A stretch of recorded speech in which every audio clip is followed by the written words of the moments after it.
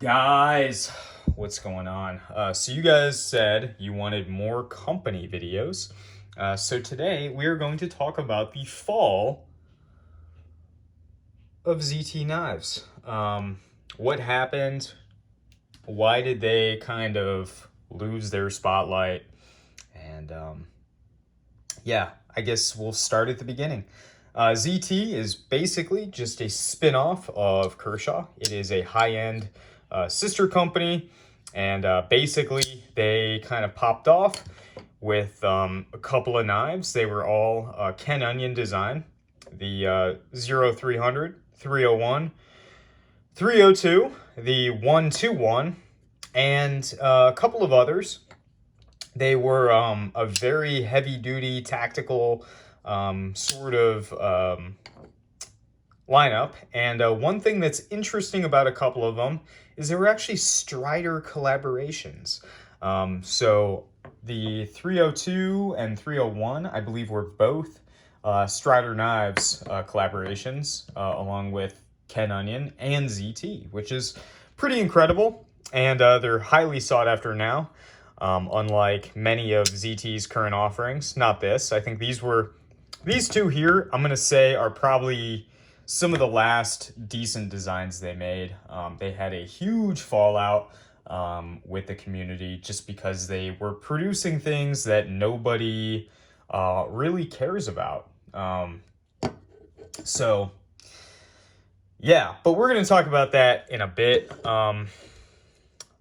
So moving on, basically they kind of, were resting on that for a while, producing the 0350, the, knives of that caliber, and they were kind of smooth sailing for a while. They came out with the 0560, which was just incredible. They came out with it at the perfect time when nobody could even get a Hinderer XM18. So it was sold out, sold very well up until it was discontinued.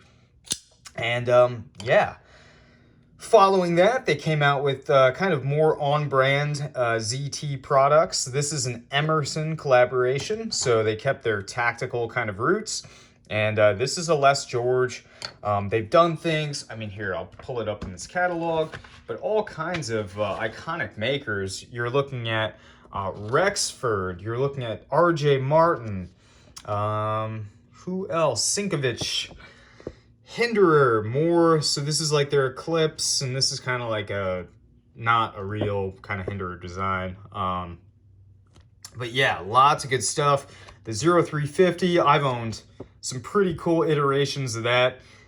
They used to do composite sprint runs of these. I had one with a composite LMAX, one with a ZT, not ZT, ZDP 189 blade, which is nuts. But yeah, so they ended up, continuing on with their sort of legacy, although it was never the same. They didn't do much DLC. They didn't do a lot of, earth tone G10. It was more of like the high-end customs, right? Everybody wanted ball bearing flippers, and that was sort of, I guess, made popular by the 0560 and the 0561, and actually I think it was just the 0560 and 0562 maybe. I could be wrong. Sorry about that. Yeah, so it progresses and progresses, and they end up evolving to just become the ball-bearing flipper company. And they introduced designs like this, the total fucking train wreck. This had like a 1.8 inch blade or 2-inch blade. That is not what people are expecting from you. And when you break into a new kind of market, you have to be very, very careful. That's one of the reasons why you don't see me posting up fitness content on this channel, because it will basically run your audience away. And same goes for producing products, right? If you kind of stop producing what everybody comes to you for, why would they come to you? It's just one of those things. It makes no sense. And when you look into their new designs, none of them are impressive. None of them are cool. Some of them are cool, but they aren't what we've grown to love and expect from ZT. And they have totally lost their tactical sort of marketing, which was working really well for them. Imagine this in a DLC blade, DLC titanium, and an FDE or OD green sort of scale going on, something like that. That would be pretty cool, I think. Or even a full DLC to honor their kind of tactical origin. They're decently well-made knives, right? But I think they kind of lost themselves in that transition, and they didn't know how to make their way back. Kershaw has always been sort of a very different company. Kershaw has a lot of offerings. They do weird trout knives. They do all kinds of stuff. And ZT has always been sort of that one-trick pony, where it is a way for the common man to obtain a very, very nice knife for about half what a custom variant, if not less, would cost, right? So Les George, for example, those are $7-ish hundred knives. This was probably back in the day around, I don't know, $280, $320, something like that.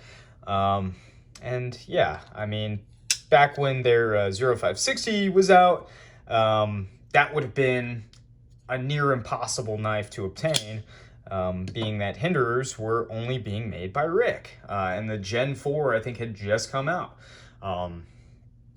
It was, people were paying $800-900 for an a Hinderer. Can't talk today, I guess. But yeah, it is a sad reality to see our very much loved companies fall. But there's nothing you can do. And before I catch hell for this, I want to say Strider, for a while, was heading in that direction. They were being OEM'd by Medford Knife and Tool.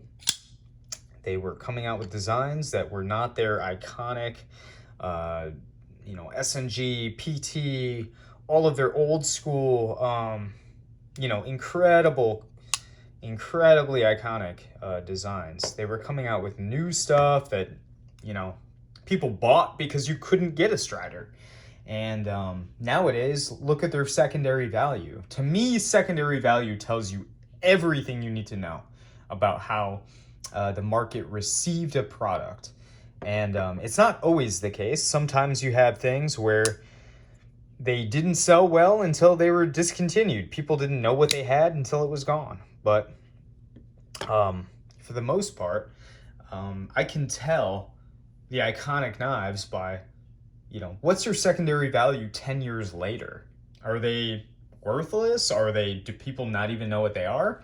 Or do you instantly recognize it? And I think people instantly recognize the Grant and Gavin Hawk Mud from ZT, the 0302, stuff like that. People know what those are, and they desire them still. And they do carry a lot of nostalgia. But yeah, I think ZT ultimately departed too far from their origin, and it bit them in the ass, and it's what happens. You have to be very careful with companies. They really are like babies.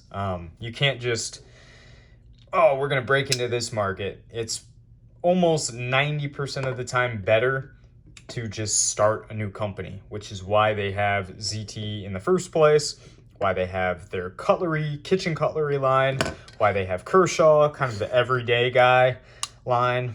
It's better this way, especially when you're selling to an American market, because we are very brand affiliated. We kind of affiliate brands with certain things, and when that brand is no longer producing things that fall within that, we just have a tendency to turn our nose to it. And that's what's happening here.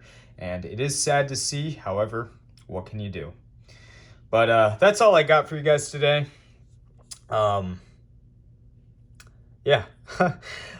I've been wanting to make this video for a long time. It's just, it's hard to form the thoughts and really have a straight path and discussion about these things. So thank you all so much for watching, and I will see you in the next video.